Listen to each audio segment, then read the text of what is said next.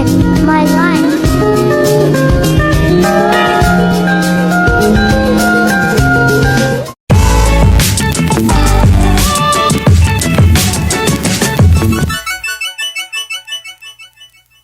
So ayun nga guys, nakita ko naman si Eric, ayan, nagka-asikaso. So pagising ko kanina ay, ayan, tinawagan kami ni Kuya para magtrabaho. Tapos, ayan, tinawagan ko rin si Eric para may kasama ko. So kailangan daw namin maglatag, so madami yan. So ayun nga, pagising ko, ayan, asikaso na ako kagad. Tapos diretso ka na Kuya.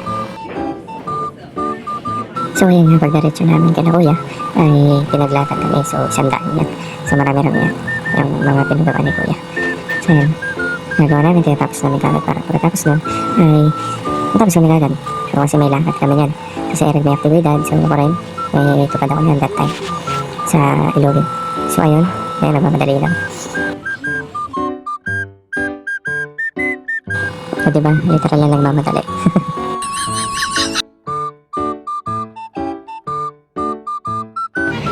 So guys, tapos kami na Eric. Namalo pa.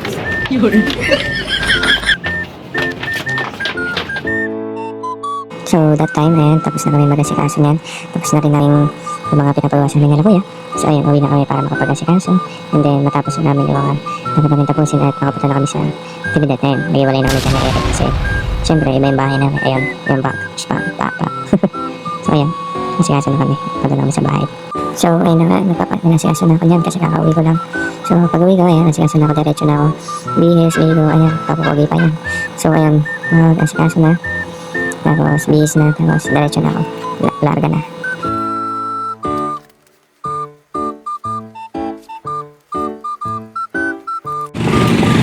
So guys, papunta na kami ng Ilogin. So ngayon, tatupad ako. Tamang kapilya. Ayun, nagpaalam kay mothers. Isa nga sa lubong ko tong ate ko. Yan, sasama yan.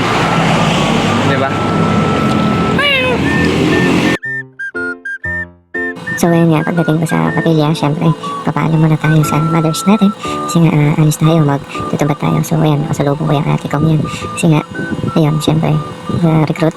So ayan, sinama na natin para ma-explain siya kung ano yung pagtupad sa loob ng PMM. So ayun na nga, nakasakay na kami ng jeep. So papunta na kami ng Pasig Palengke. So para doon kami makasakay ng tricycle papuntang Ilogin kasi malayo lang yung bahay namin. So ayan, asakay na kami, diretso na kami lang. So ayun nga, pag baba namin ng Pasig Palengke ay naghanap kami agad ng tricycle.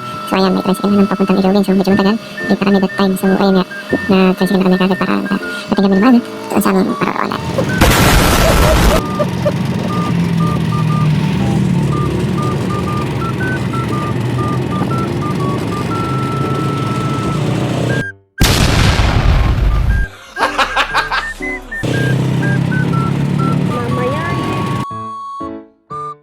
So ayun nga, sa haba-haba ng aming inintay, ayun, nakarating na rin kami sa paroroonan namin sa lokal ng Ilogin. Kasi may aktibidad dyan. So ayun nga, nakarating So na kami. guys, nandito na kami.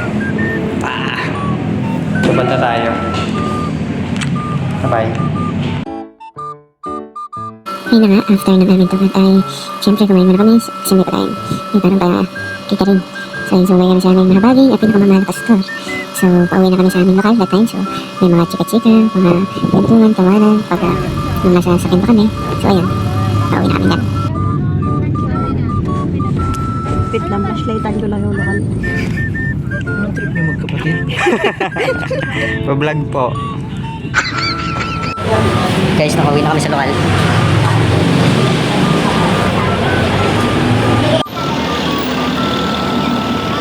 So guys, ayan, namakluhan ko at sabay kami kay la pastor pag-uwi. Tapos ngayon, bago kami lokal. May ticket na nabili guys. Parata kami. Tapos may ticket. Ayan. So, mamaya na, no? So guys, namaklo kami. Mas masarap sa, mas matipid sa Jollibee. Oh, ganito papatopic kami guys. Dali. Kasi dito, tapos doon, may... Pagkatalo siya, saan? May mix and match pa din. Matay fries, tapos ano lang fries, tsaka... Ay, hindi pala magmamatch yung fries pa sila dyan. Burger, tsaka ano lang pala dyan. Magulo ka din eh, no? Second meal pala, second choice pala yung magkasama yung fries, tsaka yung coke. Ah. Kasi gusto Gusto kasi ng upo, pero gusto ko ng fries. Pero pagka-ate na guys. Ano, sana... Sige doon na lang, te. Sa Jollibee ka. Sa Jollibee ka. Sa McDo ako. Walang ganon. Ha? Ayoko. Jolly McDo na lang. McDo na lang. Te, pagsamahin na natin, te. Jolly Cod.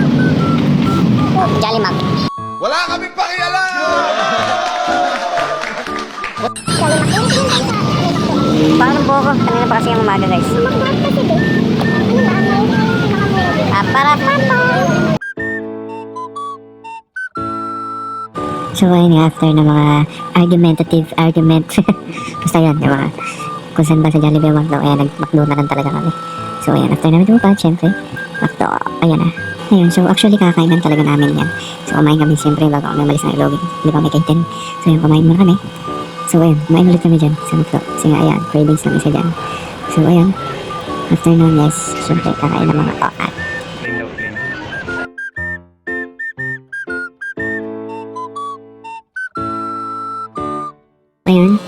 Ayun, after ng mga haba namin paghihintay, dumating na ang aming order.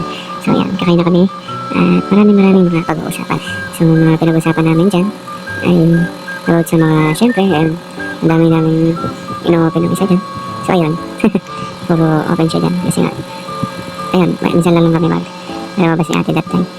So ayan. So ayun na nga, kumakain na kami. So ayun, mga pinag-usapan namin. So nabukasan na isang blast na. So ayun, mga plano-plano kasi nga gusto nang gawin. Ayun, so after namin kumain yan, umuwi na kami. Nag-asikaso. Kasi yun, ayun na, tapos na ang aming day. So ayan, sana gusto niyo itong video na to. Please like and share and subscribe. Bye!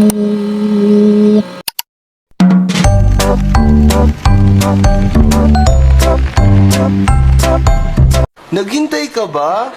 Wala na! It's a prank! Charan!